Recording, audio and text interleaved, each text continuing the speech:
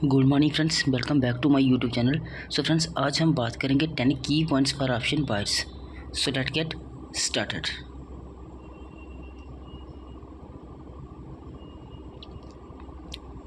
Friends, first step है option buying is not suitable for beginners. Friends, अगर हम बात करें बिगिनर्स के लिए तो डेरिवेटिव मार्केट में उन्हें एंटर नहीं करना चाहिए, क्योंकि डेरिवेटिव मार्केट एक one of the most complex segment है इन द स्टॉक मार्केट। सो मैं तो आपको यही रिकमेंड करूँगा कि बिगिनर्स को at least 1 to 2 years equity segment में स्पेंड करने के बाद ही डेरिवेटिव मार्केट में एंटर करना चाहिए।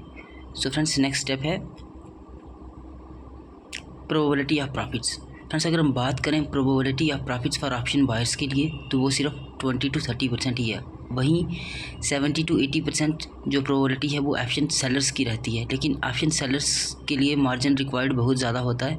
इसलिए जो मोस्टली बिगिनर्स हैं वो इन्फ्लुएंस होते हैं ऑप्शन बाइंग की तरफ, क्योंकि ऑप्शन बाइंग में आपका जो टाइम डिके है, अगर मार्केट रेंज बाउंड में है तो आपके अगेंस्ट काम करेगा, वहीं ऑप्शन सेलर के फेवर में काम करता है। सो कोशिश करो फ्रेंड्स, आपको बिग मूव्स कैप्चर करने की कोशिश करनी चाहिए और हाई प्रोबेबिलिटी ट्रेड्स ही इनिशिएट करने चाहिए। फ्रेंड्स, नेक्स्ट स्टेप है डायरेक्शन एंड डिसिप्लिन। देखो, जब तक डायरेक्शन क्लियर नहीं है तो आपको डिसिप्लिन रहने की ज़रूरत है, और ऑप्शन बायर्स के लिए trend must be your friend. Friends, अगर आप ट्रेंड क्लियर नहीं है तो आपको डिसिप्लिन रहने की ज़रूरत है, और कोशिश करो कि आप जो ट्रेड्स हैं उन्हें अवॉइड करने की कोशिश करो।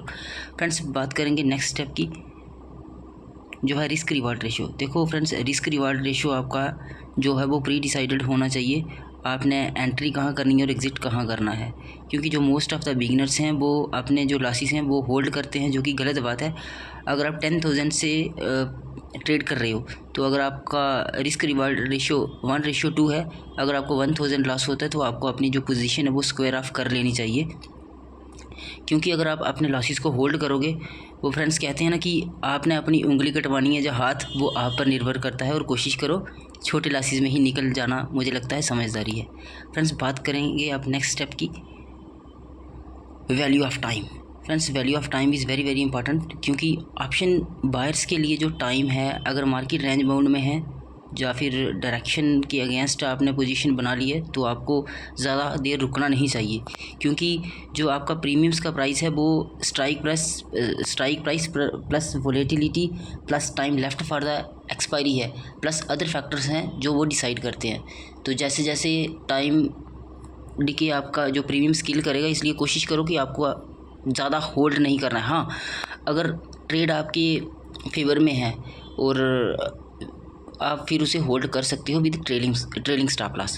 सो फ्रेंड्स, नेक्स्ट स्टेप रहेगा हमारा choose right strike price. Friends, अगर बात करें, हमें जो राइट स्ट्राइक प्राइस है वो बहुत ज़रूरी है, क्योंकि मोस्ट ऑफ द जो बिगिनर्स हैं वो deep out of the money चले जाते हैं। फिर अगर मार्केट उनके फेवर में भी जा रहा है तो वो प्रीमियम्स में इतना वो स्पाइक वगैरह की मोमेंटम नहीं रहता है। सो कोशिश करो कि इन द मनी या एट द मनी ही आपका स्ट्राइक प्राइस होना चाहिए। सो फ्रेंड्स, नेक्स्ट स्टेप है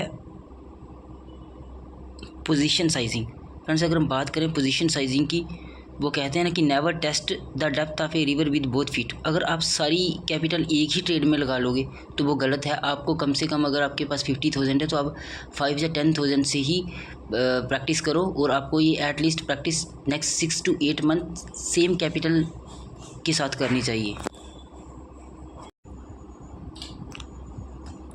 फ्रेंड्स, नेक्स्ट स्टेप है use stop loss.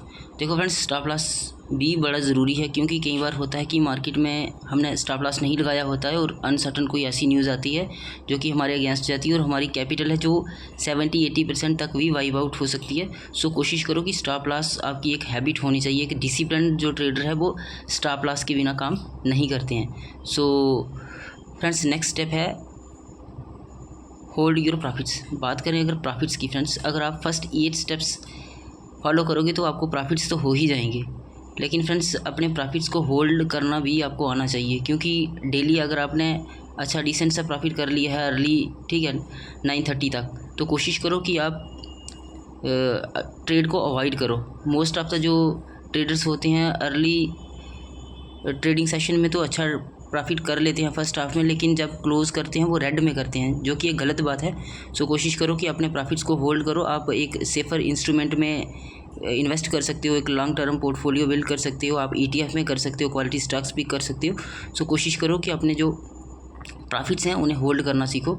So friends the last step है avoid over trading and keep learning. बात करें फ्रेंड्स अगर हम ओवर ट्रेडिंग की, देखो अगर हम ओवर ट्रेडिंग तभी करते हैं जब हमें लॉस में चले जाते हैं थोड़ा, और कोशिश करते हैं कि एक रिवेंजफुल एटीट्यूड से मार्केट में कोशिश करते हैं कि अपना लॉस रिकवर किया जाए, जो कि ऐसा पॉसिबल नहीं है। अगर आप अगेंस्ट द ट्रेंड जा रहे हो, ओवर ट्रेडिंग कर रहे हो, आपको समझ ही नहीं आएगा और आप और बड़े लॉसेस करने के चांसेस रहते हैं।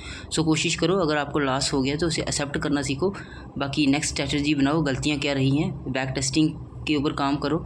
सो फ्रेंड्स कीप लर्निंग, वो लर्निंग तो फ्रेंड्स चाहिए क्योंकि learning and earning often complement each other. जितनी आपकी अच्छी लर्निंग होगी उतनी ही आपकी अर्निंग भी होगी।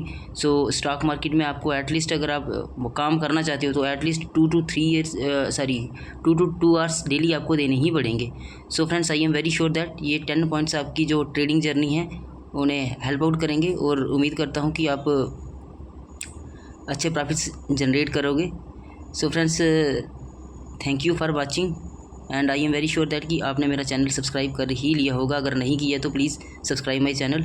मिलते हैं नेक्स्ट वीडियो के साथ। Thank you and have a nice day.